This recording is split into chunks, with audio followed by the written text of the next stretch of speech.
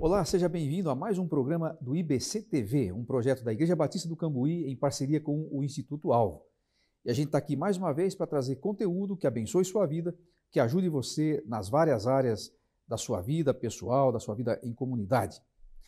Nós temos hoje a alegria de receber uma convidada muito especial, a doutora Tereza Cristina Ferreira da Cunha, para falar um pouco sobre saúde da mulher. Quero apresentá-la e apresentar também o currículo da nossa convidada. Ela é formada em Medicina pela Universidade Federal de Alagoas, com residência em Cirurgia Geral pela Santa Casa do Rio de Janeiro, tem estágio em Mastologia no INCA, no Instituto Nacional do Câncer, residência em Gineco-Obstetrícia com TEGO, que é um título de especialista, no Hospital Coração de Jesus em Campinas, pós-graduação em Medicina Integrativa pelo Albert Einstein e é pós-graduanda em Ciências da Longevidade e Hormonologia.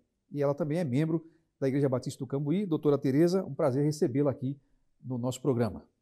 Muito obrigada, eu me senti honrosa com esse convite. Espero que o nosso bate-papo seja importante, né? Essa troca de experiência possa ajudar quem está nos assistindo. Sem dúvida, tenho certeza que vai ser, não só pelo seu currículo, mas também pela sua facilidade em se comunicar aí, e a gente vai ter um tempo muito bom. A gente costuma dizer que quando o convidado é bom, o tempo passa muito depressa, então eu tenho certeza que vai ser assim. Espero que sim. Será, e a gente vai ter também uma oportunidade muito interessante de abordar temas nesse Outubro Rosa. Vamos falar aí sobre a saúde da mulher. Antes de começar o nosso papo, quero lembrar a você que nos assiste de curtir o vídeo e também se inscrever no canal, tanto da Igreja Batista do Cambuí, quanto no canal do Instituto Alvo. Você inscreve-se no canal, clica no vídeo para curtir esse vídeo de agora e também pode assistir aos demais programas nas playlists que nós temos aqui nos nossos canais. Assim você também fica sabendo e fica por dentro das outras temáticas que nós abordamos por aqui.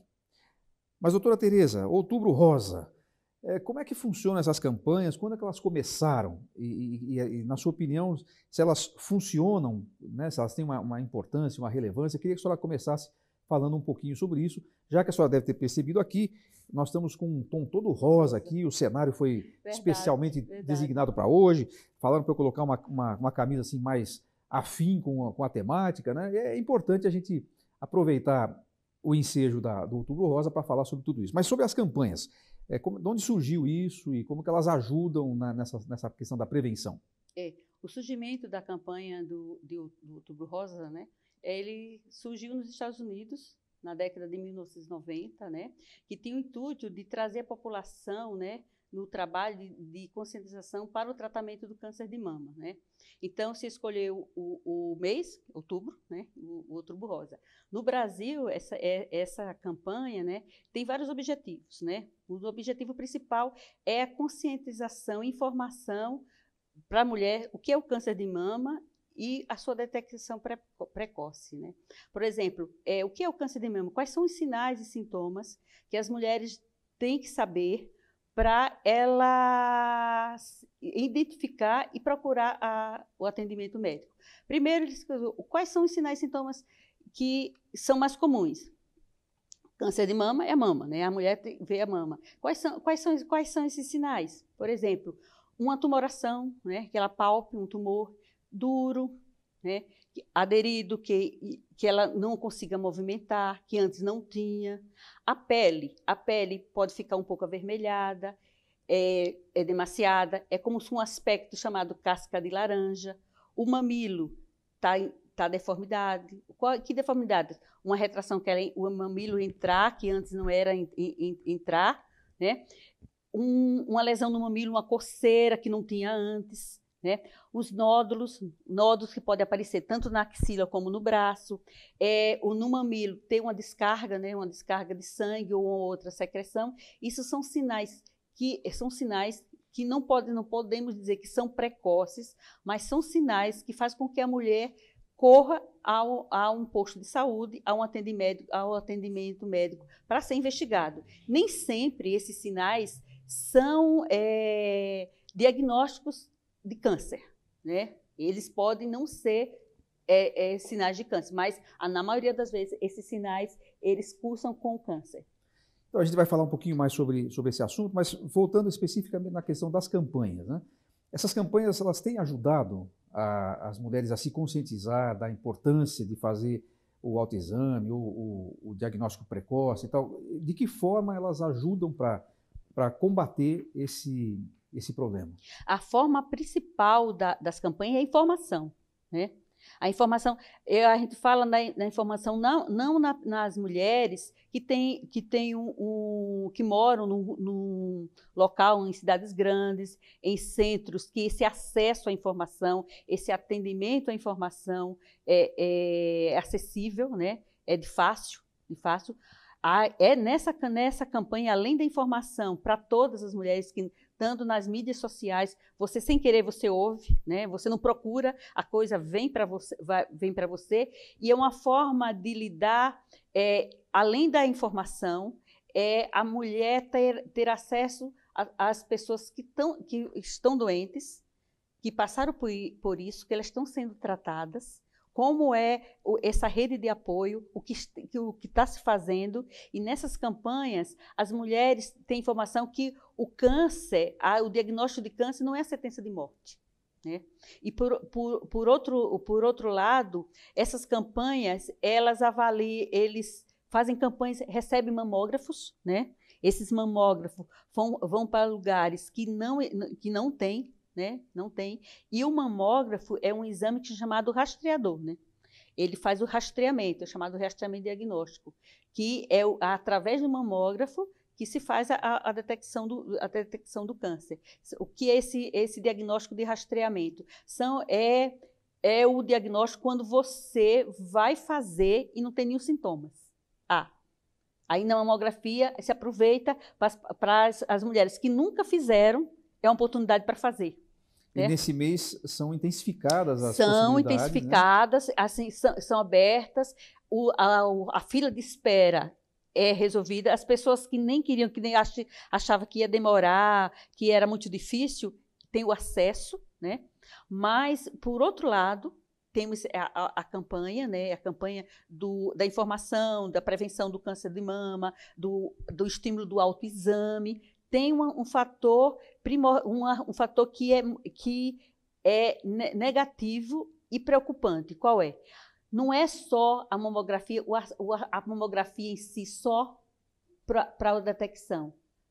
É o atendimento ao tratamento precoce. Ao tratamento precoce. Por exemplo, hoje em dia, o que está se acontece muitas vezes. Nessas campanhas, a paciente tem o diagnóstico de um câncer, aí ela vai para o posto de saúde. Demora. Até ela chegar no posto de saúde, passar para o médico, fazer a punção, voltar para o médico, fazer os exames de rastreamento se não tem outras, se as doenças estão localizadas ou ela não está só localizada na mama, voltar, marcar a cirurgia e fazer o tratamento. Esse processo, às vezes, demora mais tempo do que deveria. Demora demais. E às vezes eu vi isso, às vezes a gente vê isso aqui em Campinas. Imagine nos rincões, entendeu? Pois é. Agora, a gente é cristão, esse programa serve à comunidade, não só à igreja, serve a outras pessoas, mas eu queria que a senhora falasse, a gente vai entrar, obviamente, nas questões mais técnicas aí da questão do câncer de mama, mas eu queria fazer um pequeno parêntese aqui. A senhora acha que as igrejas poderiam ajudar de alguma maneira nessa difusão de informação? A senhora falou que as campanhas promovem isso, né? Nós estamos aqui, isso aqui é uma TV confessional, né, ligada a uma igreja e a um instituto alvo, que é também um instituto cristão. A gente está dando esse espaço, trazendo a senhora, uma especialista, para falar sobre isso. Será que a gente poderia fazer mais isso? Porque há pessoas de outras igrejas nos assistindo, nos rincões, como a senhora citou, né, em muitos lugares do Brasil e até fora. Qual seria a parcela que as igrejas poderiam oferecer, como organizações sociais, inclusive, e também como sinalizadores de graça, né? Nós falamos de vida, e acho que nós estamos falando aqui de uma forma de valorizar a vida também, no caso aqui especificamente da vida da mulher. A senhora acha que as igrejas podiam se envolver de alguma forma nessas campanhas e alguma sugestão para que a gente pudesse fazer isso como igreja? Eu acho assim, aderir, né? Aderir em forma de panfletos, programa, e também uma coisa que eu acho muito importante, abrir um espaço na própria igreja, para que as mulheres venham na igreja, que a igreja tem profissionais, né, de saúde, aqueles profissionais que atuam na saúde da mulher, que formam uma equipe disciplinar, que acolhe essa mulher, que não só entrega informação, como oriente a mulher a seguir o caminho, entendeu?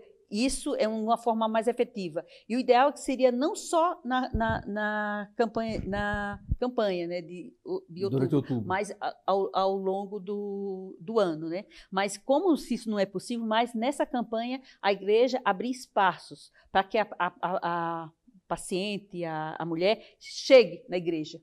Entendeu? Interessante, porque a gente tem uma estrutura, a maioria das igrejas tem uma estrutura física que às vezes fica ociosa a maior parte da semana, né? E isso pode ser revertido num serviço importante para a comunidade, né? É importante, por exemplo, uma coisa é você receber uma informação por meio de jornal, mídia social, escrita, coisa.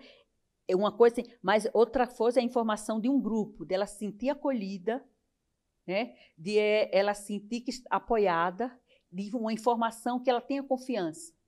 Né? Está aí uma ideia e até um desafio para você que é líder, pastor, ou as pessoas as irmãs que cuidam, né, dessa questão dos esforços femininos que tem nas igrejas e tal. Está aí uma boa ideia para se pensar, um excelente serviço à comunidade, não só divulgar a informação, como também abrir espaço com profissionais da área de saúde, né, que possam fazer lá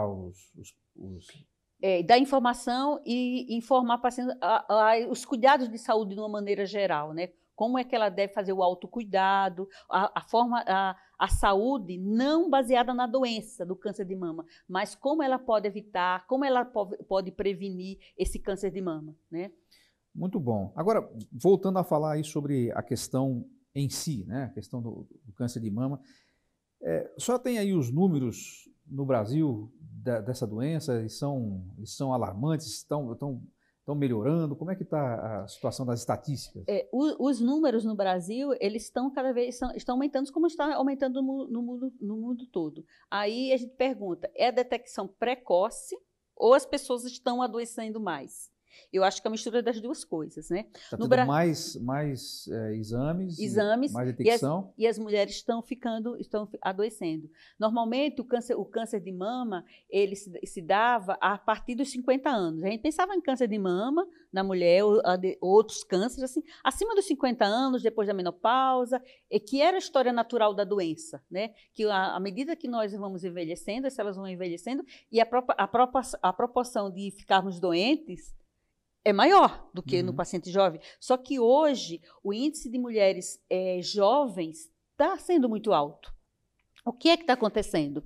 Será que só é o diagnóstico precoce? Que fatores está ocorrendo, né, que as mulheres estão adoecendo tão precocemente? Já existem respostas ou está sendo estudado?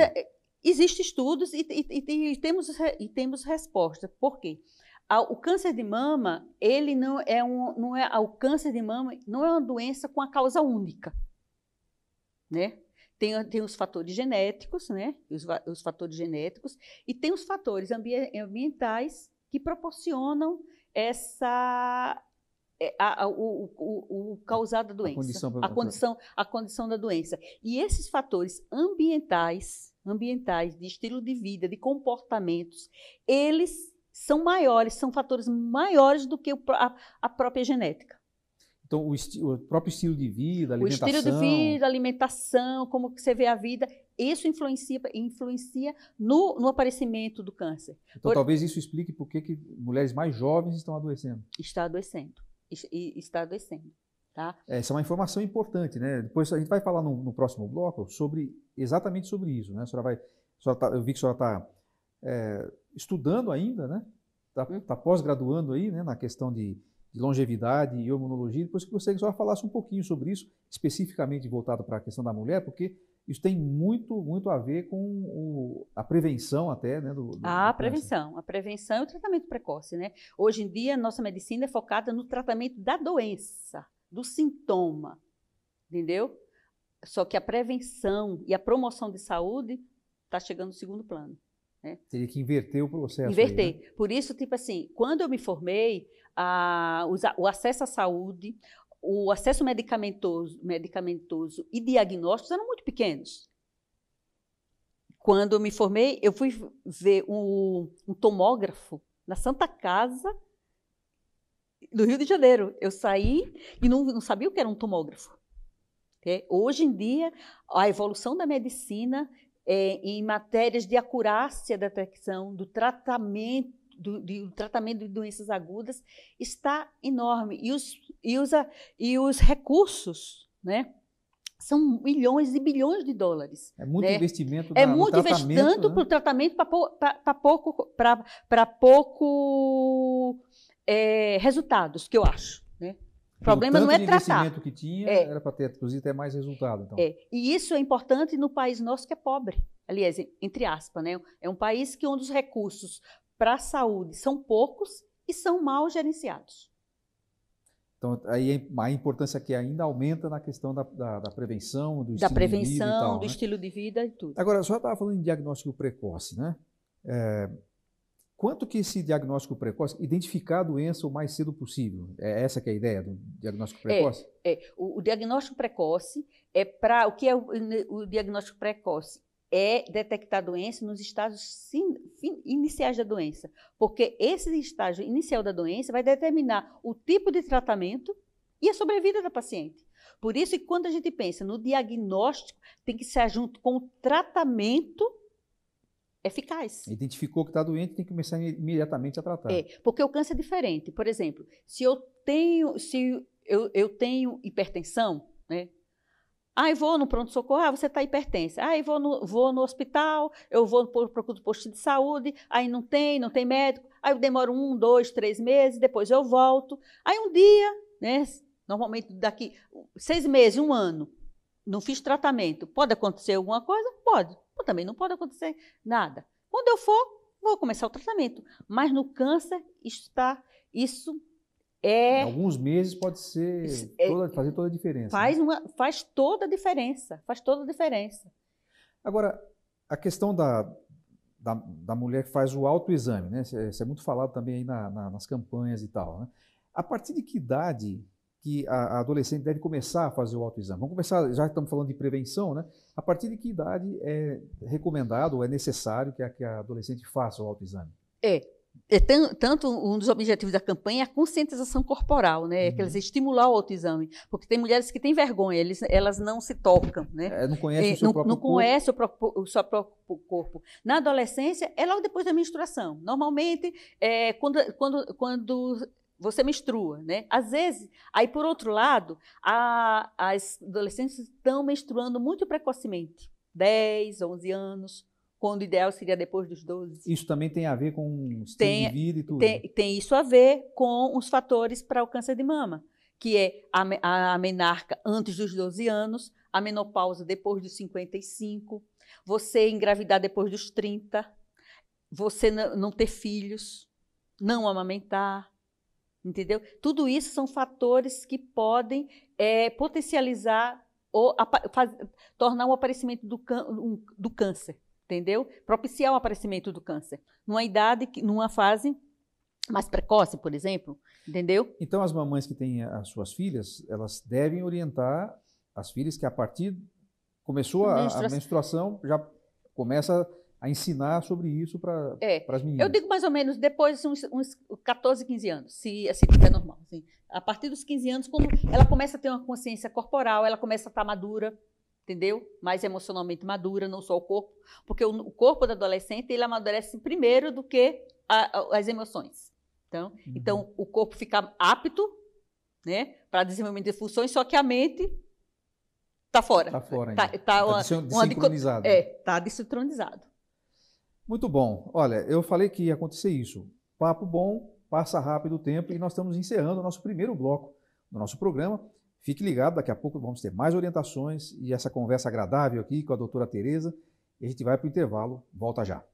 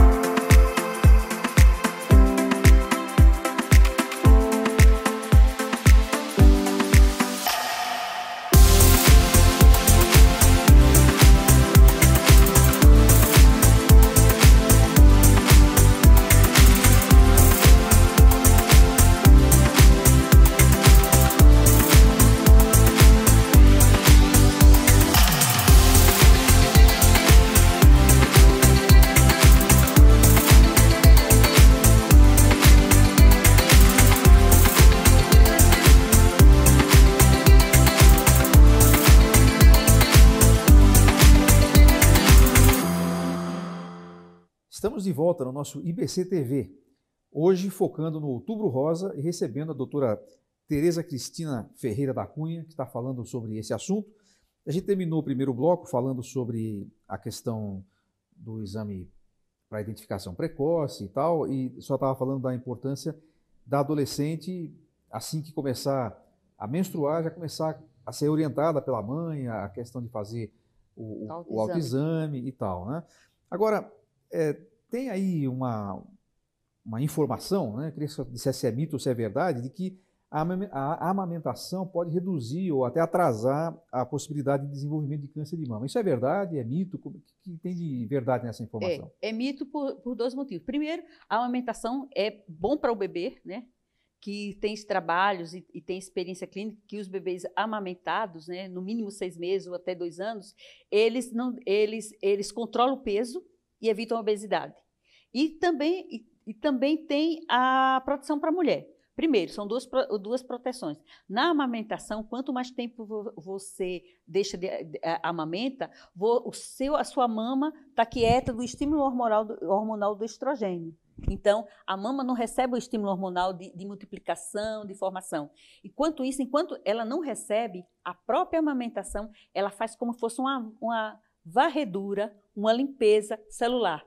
As células que tinham um defeito genético, ela varre. Então, quer dizer, fica limpa a mama, entendeu? Então, é um fator protetor. Então é verdade que é uma proteção a mais para a mulher em relação ao câncer de mama. Quem amamenta tem uma proteção a mais. Protege. Mas tem o outro lado, né? Certo. E as pessoas que não conseguem amamentar, por 2 motivos. Porque não consegue, a criança não pega o peito, tem o problema da criança amamentar, ou pelo trabalho. Como é que fica a cabeça dessas mulheres? Aí, qual é a nossa informação? Que não é só a amamentação que protege o câncer de mama. Existem outros fatores que são acessíveis que protegem o câncer de mama. Por exemplo? Por exemplo, estilo de vida saudável, controle do peso, alimentação saudável, práticas de atividade física, fumo, uso de anticoncepcionais, por um período mais prolongado, embora esse tema seja um tema controverso, um trabalho prós e contra, entendeu? Que não chegou a nenhum consenso, mas é uma coisa a se pensar.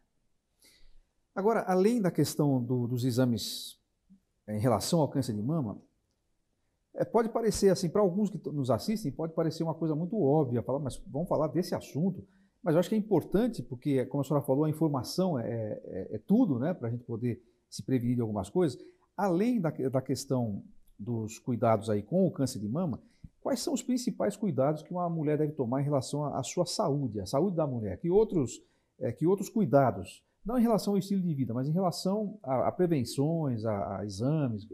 Quais são os principais exames que uma mulher deve fazer todo ano, ou a cada 6 meses? A senhora pode falar um pouquinho sobre isso? Os exames, a gente podemos dividir as fases da mulher. Por exemplo, a fase da menarca, né, quando é a primeira menstruação, e os 2, 3 anos da menstruação. A solicitação do exame vai depender da sua anamnese e o exame físico. Por exemplo, o ideal é a menina, um pouquinho antes de menstruar, ir no ginecologista, para o ginecologista examinar e ver como é que está a formação. As mamas estão bem desenvolvidas? A distribuição dos pelos está correta? O peso daquela menina está acima ou está abaixo? Então, dependendo disso, os exames que a ginecologista vai passar vai ser direcionado a isso, entendeu? Então, por exemplo, se a criança, a menina está bem formada, os pelos bem distribuídos, as mamas bem desenvolvidas, o peso adequado, nem muito magra, nem muito acima do peso, entendeu? O primeiro exame que o ginecologista pode fazer, além do exame físico, de olhar se a vulva, se a parte genital está tudo certo, é ultrassom. Um ultrassom de abdômen, né? Para ver dentro, né?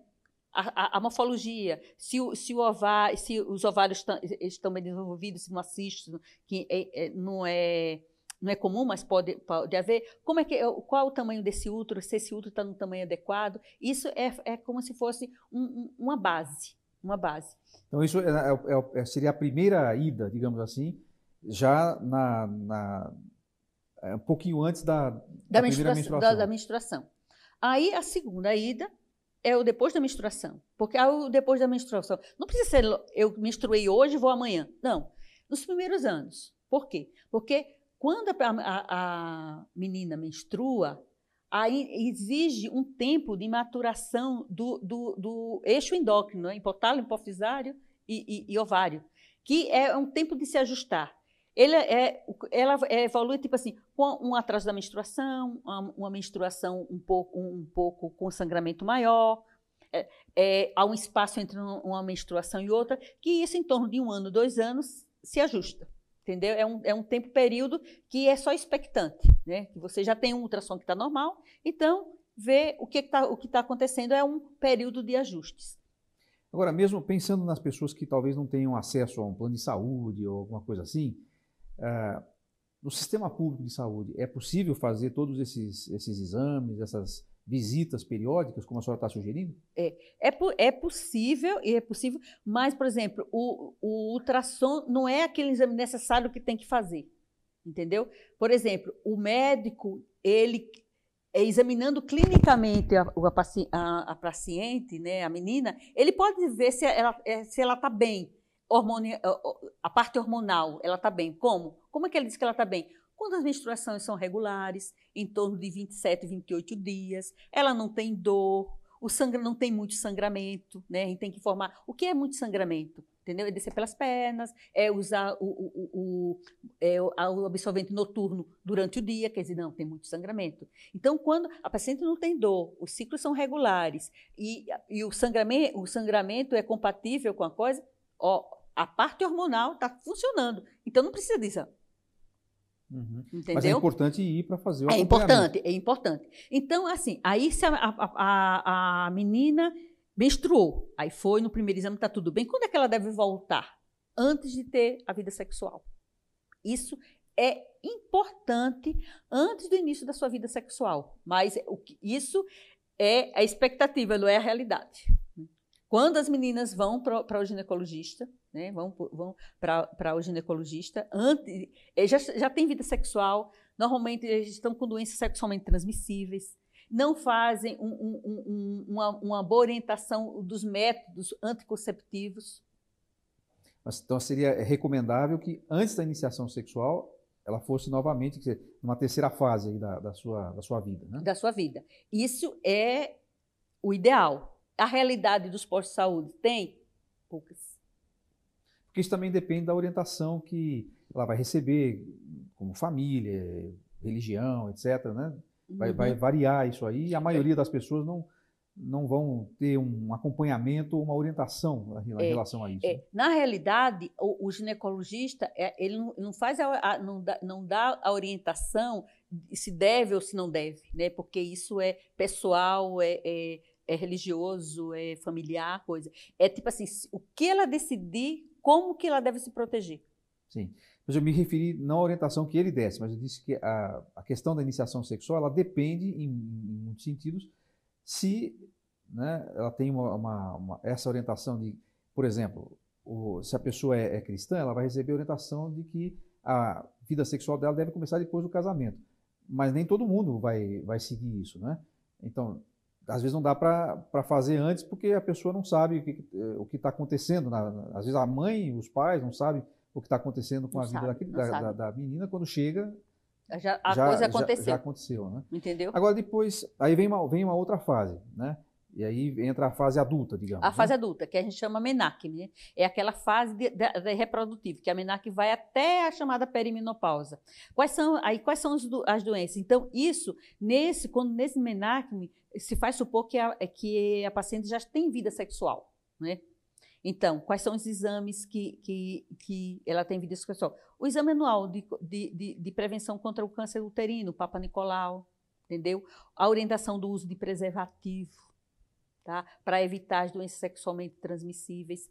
E um ultrassom, se fizer necessário, Por exemplo, se a paciente tem irregularidade menstrual, dor na menstruação, que doenças acometem mais nesse período, né, que é uma das principais doenças é a síndrome dos ovários policísticos, que está tão em voga, que está em todos os pacientes, e a endometriose. Porque a síndrome dos ovários policísticos e a endometriose, elas causam um transtorno demais na qualidade de vida do paciente. Né? De muito sofrimento, de dor, de alteração do peso, da pele. E também, o que é principal, a infertilidade. Né? Esse passo de Menaque os exames que a gente faz. Ultrassom, os exames hormonais, investigação para endometriose, que é uma investigação mais acurada, que normalmente a gente manda para centros especializados, que requer uma maior tecnologia, né? E o tratamento também. Né? E, basicamente, exame anual do Papa Nicolau, no máximo chegar até 2 anos, né? Ultrassom, conforme o caso, e os exames laboratoriais, para ver se está com anemia. A senhora diria que no período de 1 ano, não contando alguma intercorrência, algum problema de saúde que apareça, mas para os exames de rotina, como a gente chama, essa rotina deveria acontecer de quanto em quanto tempo? A mulher tem que ir ao médico quantas vezes ao ano para manter os seus exames em dia? Eu acho anualmente ou até 2 anos. Anualmente até. Agora, a senhora sabe que eu tenho eu não sou médico, obviamente, né? E também não sou terapeuta, mas eu trabalho com orientação de vida e carreira. Mas nessa orientação de vida e carreira, a gente pede sempre para a pessoa fazer uma análise de várias áreas da vida, inclusive a saúde. Então, quando chega na área da saúde, a pergunta que eu faço, a pessoa ela faz uma análise da sua autossatisfação em cada área. E normalmente se coloca muito baixo na questão da saúde. E aí, quando a gente vai perguntar, mas você tem algum problema de saúde? Ou o que é o problema? 90% das mulheres e 100% dos homens dizem, não, mas eu não estou fazendo meus exames de rotina. E são pessoas que a gente deveria considerar esclarecidas, são pessoas que têm condições, às vezes pagam um plano de saúde e tal, mas simplesmente não vão. Tem aquela ideia antiga, né, que já devia ter sido passado isso da nossa cabeça, mas a gente vai no médico, eles acham doença. Né? Parece que ir ao médico é que te faz doente. Né? É uma coisa ainda presente na mente das pessoas, isso, eu não preciso fazer exame de rotina? Na realidade, é o contrário. Né? Que eu vejo, assim, e ao mesmo tempo tem outra face. Por exemplo, hoje a nossa medicina é a curativa. Por exemplo, o diagnóstico, assim, o conceito de saúde, pela Organização Mundial de Saúde, é o estado de saúde físico, mental e social. E eu falo também espiritual, entendeu? Você tem que ter uma saúde plena, entendeu? Só que para os doentes, e às vezes para o médico, a saúde é a ausência de doença.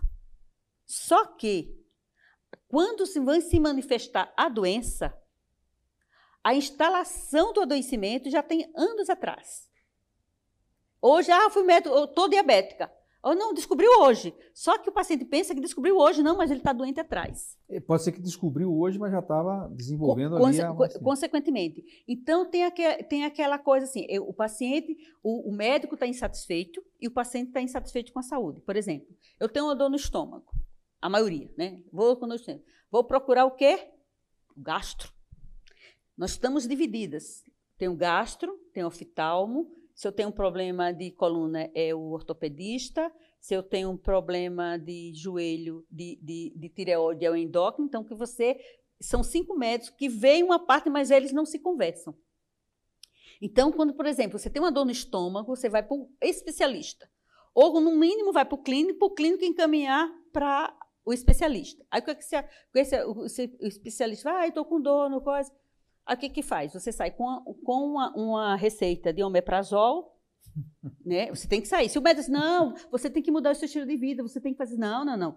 Aí, qual é a satisfação? Você vai em receita de um omeprazol, de um antiácido, de um Lufital, de uma coisa, e mais a endoscopia. Né? Se não sair com uma receitinha... Se não sair com isso, nossa, aquele médico não prestou. Então, ele vai e faz. Aí, na volta, como é que você está? Às vezes melhorar, doutor, não melhorei, mas não melhorei, não, olha, continuo, olha, dói o estômago, é tipo assim, eu sinto que não tenho digestão, minha barriga fica estufada, parece que a coisa fica ruminando na minha cabeça, no meu estômago, aí o médico fala assim, olha, vou olhar seu exame. Nossa, seu exame está normal. É assim mesmo. Então, você vai embora que isto é o normal. Então, é isso que acontece. Entendeu? Eu tenho uma experiência, eu como paciente e eu como médica. Então, eu como médica, eu ficava muito angustiada. Eu tinha vontade de chutar o balde e sair correndo. Quando o paciente chegava com aquelas queixas inespecíficas, sabe? Aquela coisa assim, doutor, dói a cabeça. Não estou me sentindo muito bem. Não estou me sentindo bem. Eu tenho um cansaço, né? Eu tenho um cansaço. Olha, eu chego assim, para levantar, é tipo aquele desânimo, sabe? Eu tenho tontura. E quando fala em tontura, você tem vontade de correr e fechar a porta. Aí você faz, aí pede os exames. Aí ele chega, aí dá um remédio para tontura, para dor de cabeça, aí você pede os exames. Aí os exames vêm dentro da normalidade. Não, a senhora está normal. Mas como, doutor? Olha, minha senhora, não sei o que vai ser, mas que está normal, você está normal. E a paciente vai embora. Agora, isso a senhora está descrevendo uma situação em que a pessoa teve lá uma suposta intercorrência. E isso, né, é o normal nos pronto-socorros. Só vejo isso. E eu fiquei doente. Há 10 anos atrás, eu tinha uma doença grave e adoeci, né? Então, eu estava numa fase que eu achava que estava bem, né, e estava doente, estava adoecendo. E outras fases que eu estive doente, fui tratada e continuei não me sentindo bem, mas eu estava na normalidade. E eu achei que isso era normal. Quer dizer, esse é até um assunto interessante que a senhora citou, só que a gente vai falar disso no próximo bloco, só vou deixar no ar aqui, que é esse conceito de saúde que a gente tem. Que é de saúde. Né? O que é saúde e, no caso específico da mulher, né, o que é uma mulher ter saúde? Como ela pode desenvolver esses processos para ter uma vida plena, né? E a gente vai falar um pouquinho sobre isso. Então, nós vamos para o intervalo e voltamos daqui a pouco para continuar esse papo aqui com a doutora Tereza Cristina.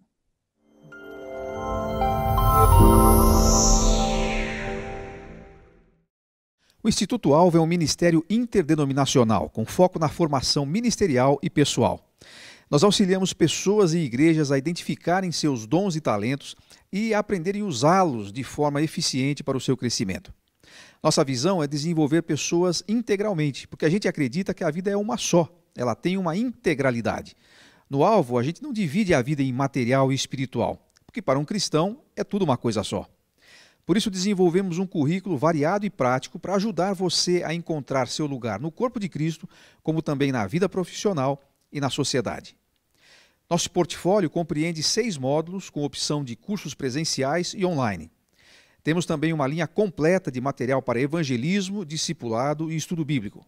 São soluções completas para um desenvolvimento bíblico e saudável de sua igreja em todos os aspectos. Saiba mais acessando nosso site institutoalvo.com.br. Siga também as nossas mídias sociais: YouTube, Instituto Alvo, Facebook, Alvo Equipando e no Instagram, @instituto_alvo. Instituto Alvo, equipando para a vida e ministério.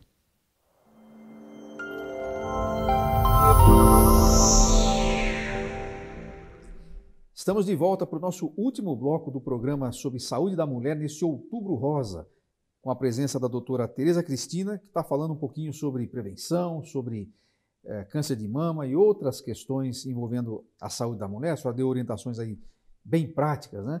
Agora, existem algumas doenças que são, assim, próprias das mulheres ou isso não acontece? São doenças que acometem os homens e acometem mulheres igualmente? São as doenças próprias das mulheres que não dá doenças no homem, né? São as doenças do aparelho reprodutor, né? Mas as mulheres, elas são suscetíveis e mais suscetíveis às doenças chamadas crônicas, né? São as chamadas crônicas que não são transmissíveis, mas são igualmente debilitantes, que é a diabetes, as doenças cardiovasculares, a obesidade, que pioram depois da menopausa, né? Esse é o tal chamado do quarteto do mal? Que quarteto, a gente chama quarteto do mal, que é diabetes, dislipidemia, né, que leva à hipertensão, obesidade, né, e as doenças cardiovasculares, né? E aí, isso se complica na mulher depois de determinado estágio da vida? A senhora estava falando sobre isso. Depois da menopausa, porque até a menopausa, o efeito protetor do estrógeno, que o estrógeno realmente foi dado por Deus para a mulher aguentar tanta coisa e ficar saudável, entendeu? Quando chega na menopausa, você tem uma interrupção abrupta, né? E na mulher, a qualidade de vida realmente é o viver antes e depois da menopausa, entendeu? A grande maioria sofre com falta sono, né? A alteração do sono, a alteração da dislipidemia, o colesterol se altera, entendeu? A pele fica seca, o cabelo cai, né? A memória, cognição sente muito, uma das queixas das mulheres é que, olha, a minha memória não está como antes. Tá? E isso associado que se a mulher está com os hábitos não saudáveis, estilo de vida ruim, como obesidade, não fazer exercício físico, comer porcaria, fumo, né? Não controlar o estresse, não dormir direito, aí pronto, aí a coisa piora. A gente vai falar um pouquinho mais sobre esses hábitos aí, mas uma pergunta antes disso.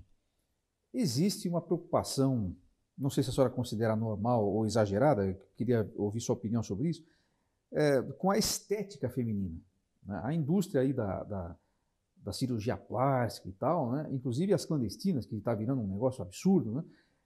Por que será que existe um apelo tão forte para a questão da estética feminina e não tanto para a saúde feminina? São coisas diferentes, né? A senhora acha que existe um exagero nisso?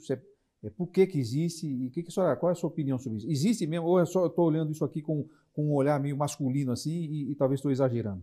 Não, existe um apelo, um apelo chamado de mídia, né? Então, nós continuamente, né, somos bombardeadas por informações, entendeu? Ditas como normais e como ideal.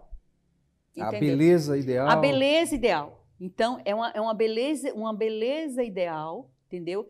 Que não justifica, é uma beleza ideal que não acessível, entendeu? Aí a gente vê assim, o ideal, né? A expectativa e a realidade. E às vezes esse ideal é feito pelo Photoshop, né?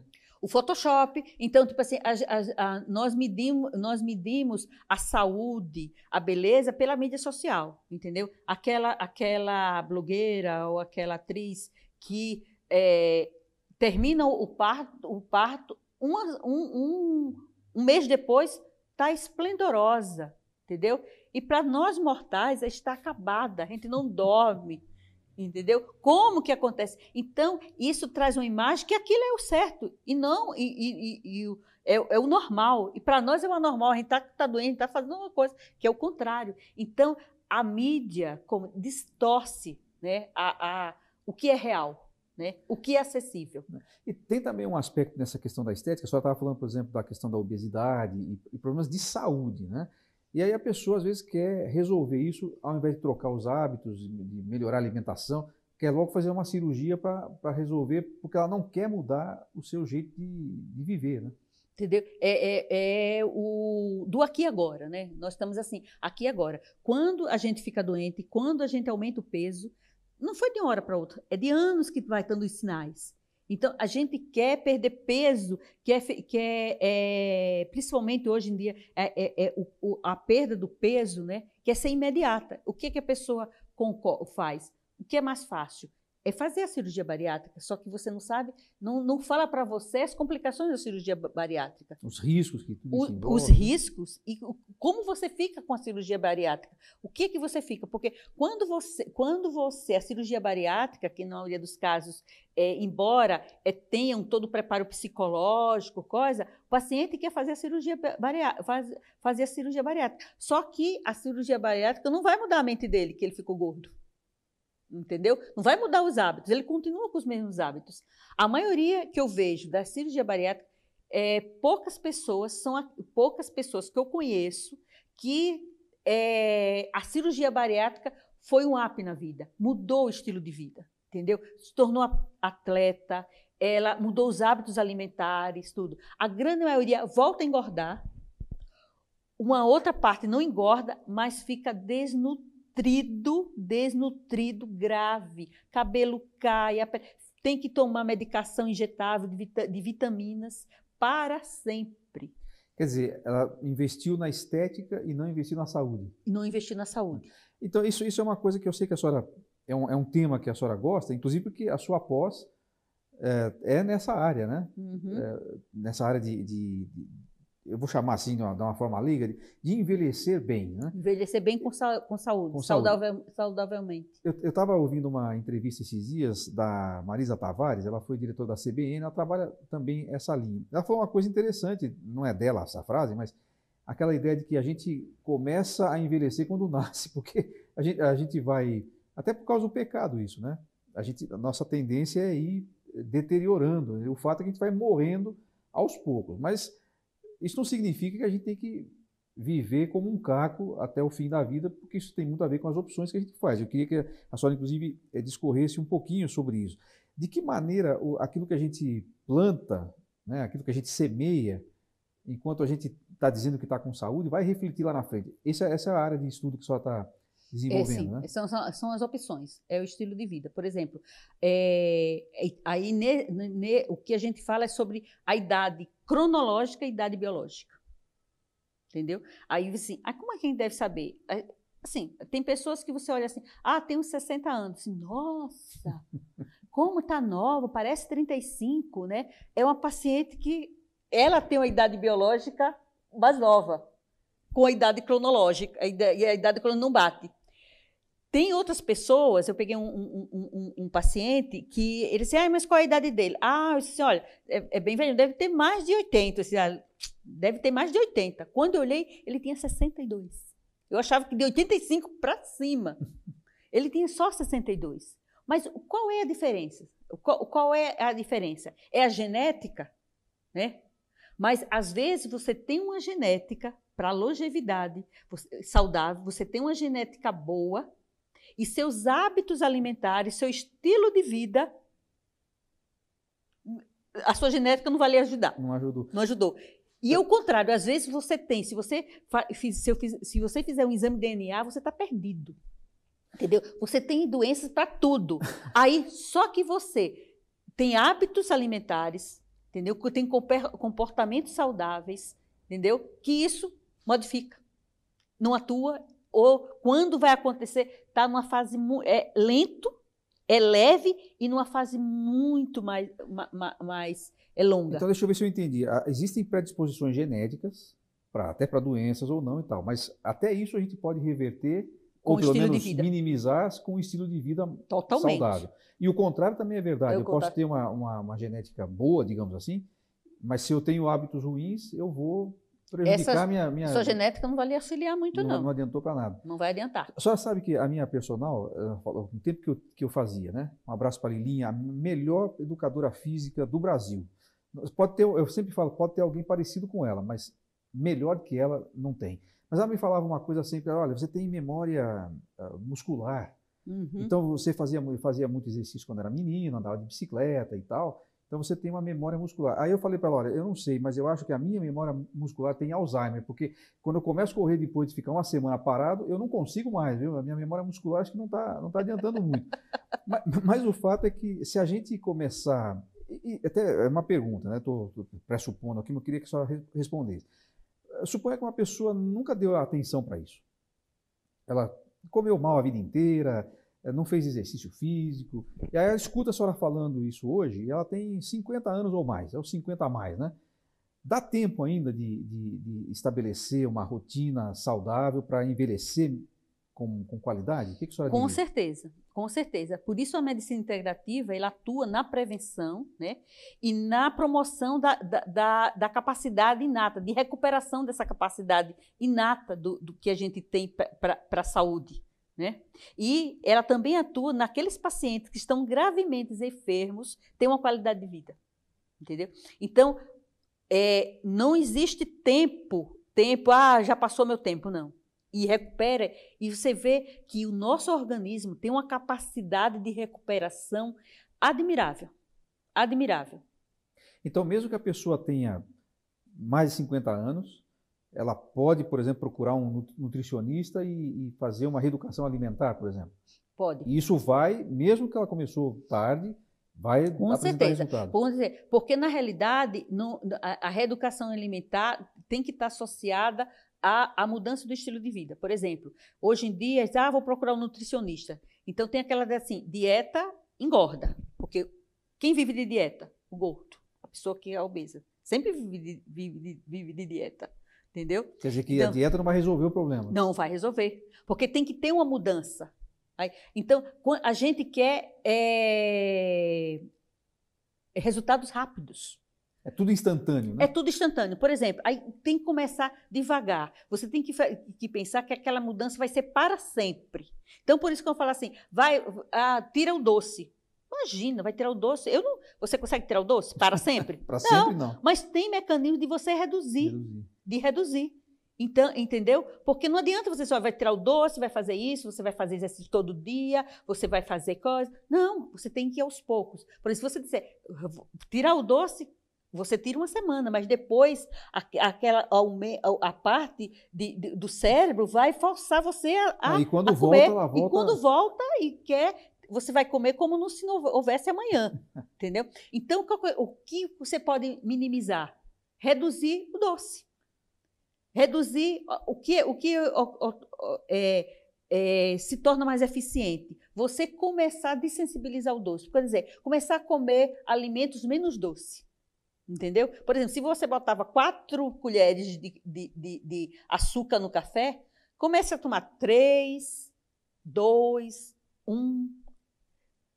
Consequentemente, você vai chegar a 1 e vai estar ótimo. Quando você voltar a 3, você não vai aguentar, porque mudou. É como se estivesse reprogramando. O seu cérebro vai reprogramar. Por isso que, assim, são os hábitos, né? Os hábitos. Os hábitos, o que é um hábito? É quando você deliberadamente, você assume fazer alguma coisa, né? E o hábito tem assim, hoje eu vou comer tal coisa, né? Aí você delibera a comer.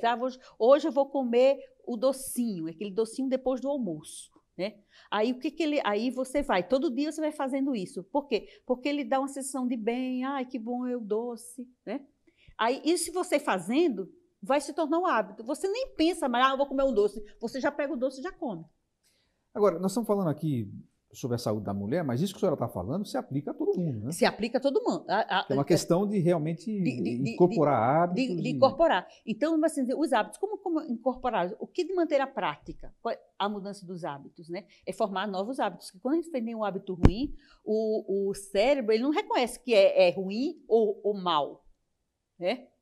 Você que vai que definir, você vai ter que reprogramar. Então, a gente tem que reprogramar com matérias práticas. Por exemplo, a saúde vem pela boca, e a saúde, hoje em dia, a saúde está ligada aos intestinos, que antigamente, quando eu fui fazer isso, você está doendo dos intestinos, eu tenho desbiose, entendeu? E essa doença no intestino implica em várias outras doenças. A gente faz o intestino é o chamado segundo cérebro. Então, a saúde ou a doença começa pela boca. E o mastigar. E hoje a gente dá tão pouca importância a isso, que o ato de se alimentar virou uma coisa meio animalesca, né? A gente engole rápido para sair para um outro compromisso e tal, não está mais aquele tempo de saborear as coisas e tal, né? Não. Então, o ato de mastigação você tem que fazer assim, os alimentos sólidos se tornarem líquidos na boca e não dentro do estômago.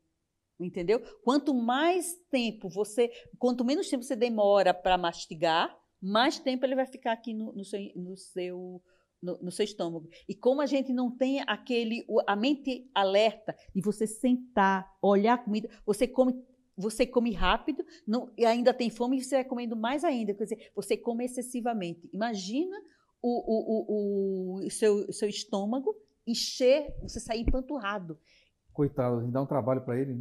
Aí o que acontece? Primeiro, não vai ter enzima suficiente para fazer a digestão. Segundo, o movimento. Imagina você tem um balão que enche totalmente até a boca e começa a apertar. Para onde vai sair a comida? Vai sair por cima, né, que é o refluxo, e vai sair pelo duodeno, causando alterações, porque não chegou digerido, apto, aí começa a ali fermentar e vai ficar. Então, a senhora está dando uma aula aqui para nós, mostrando a importância, por exemplo, da alimentação. E a alimentação saudável tem vários aspectos aí que a senhora está citando, até mesmo o ato de mastigar. Mastigar, né? você tem que ter os dentes para mastigar. E aí tem que fazer isso de uma forma adequada e tal. Começa pela mastigação. Isso daí é importante. Não adianta você comer saudavelmente se você não mastiga, se você come vendo a televisão, se você come estressado resolvendo seus problemas, a sua alimentação saudável não vai cair bem no estômago. E aí, doutora, é uma coisa muito interessante que a senhora está dizendo, porque como a gente consegue unir esses aspectos que a senhora está falando, aspectos muito, muito práticos, né, a valores que são, inclusive, bíblicos. Né? O domínio próprio, por exemplo. Né? A questão, isso não está escrito desse jeito, assim, mas estou pensando agora, né? A importância que, por exemplo, nos tempos bíblicos, se dava à refeição. Né? A refeição. O valor de estar ali era uma questão não só social, mas tinha essas questões todas envolvidas. O ritual, aí, né? São os rituais que você tem que fazer. Hoje a gente não tem ritual, né? Antes, às vezes, ou acordar. Você acorda quando vê se está no banheiro. Você não tem aquele ritual de acordar, espreguiçar, né? De um lado para outro, ver assim, agradecer. Não dá tempo, doutor. Não dá acorda tempo. Atrasado. Os nossos pais falavam, né? A senhora está acostumada a ouvir essa expressão, que a mesa era sagrada, né? Tinha essa expressão, a mesa é sagrada, a hora da refeição é sagrada. Hoje a coisa virou totalmente um bolo no meio do dia, né? A refeição não saía em menos de 30 minutos, porque você você tinha que comer, esperar, então você tinha que comer mais rápido, porque normalmente você não podia comer rápido e sair, então você comia devagar. Aí tinha depois, ia chegando, primeiro tinha entrada, né? Tipo, comia salada, depois vinha o alimento mais quente, né? Aquela coisa toda. Depois você esperava para a sobremesa, então esperava o pai sair da mesa. Então todo esse processo ia para você esperar sem comer, então você tinha que comer devagar. Porque normalmente o seu pai demorava, porque conversava um pouco, né? E a hora que nós nem falamos aqui, porque nós não vamos ter tempo nesse programa, quem sabe em uma outra oportunidade, nós não falamos aqui sobre sono e sobre exercício físico. Nós estamos falando só, na verdade a senhora falou mais sobre mastigação, né? Só um aspecto, né? E o sono é extremamente importante, entendeu? É mais importante tão quanto a alimentação. Entendeu? Porque o sono, hoje em dia, o que o sono faz? Você tem que ter um sono, né? Um sono duradouro, né? E eficiente. Como se faz? A gente tem uma chamada glândula, sabe? Chamada glândula pineal. Essa glândula, ela comanda o processo, todo o processo endócrino, que reflete em todas as nossas funções. Então, ela precisa de quê? Ela precisa de descanso. Qual é o descanso dela? Da 1h da manhã às 4 da manhã. Esse período, você tem que aprofundar o sono, ela descansa e faz uma limpeza cerebral, entendeu? Através da melatonina. Mas como acontecia antigamente? Qual é o processo qual é o sinal que ela precisa descansar? É a escuridão. Hoje não tem mais escuridão. Então não dá o sinal. Tá luz.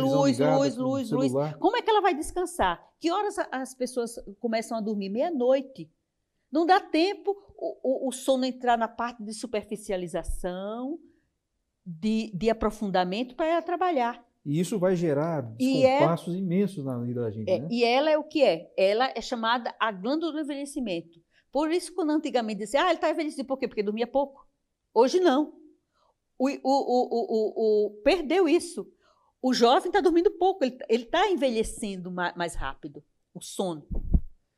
Olha, doutora, foi uma verdadeira aula que a senhora nos deu aqui. Eu tenho certeza que foi muito útil, está sendo útil para quem está assistindo, já foi útil para mim, tem que repensar algumas questões aqui, mas o tempo foi pouco. Tinha bastante assunto, mas foi muito proveitoso. Eu quero agradecer a sua disponibilidade. Eu sei que a senhora deve ter vindo aí de uma jornada de trabalho intenso aí, não só hoje, mas nos últimos dias. Esse final de semana descansei, mas vem numa pancada. Né? Eu agradeço aí sua disponibilidade de estar com a gente. Certamente foi muito útil e Deus abençoe sua vida, seu trabalho. Muito obrigado. Obrigada. Então, esse foi mais um programa IBC TV.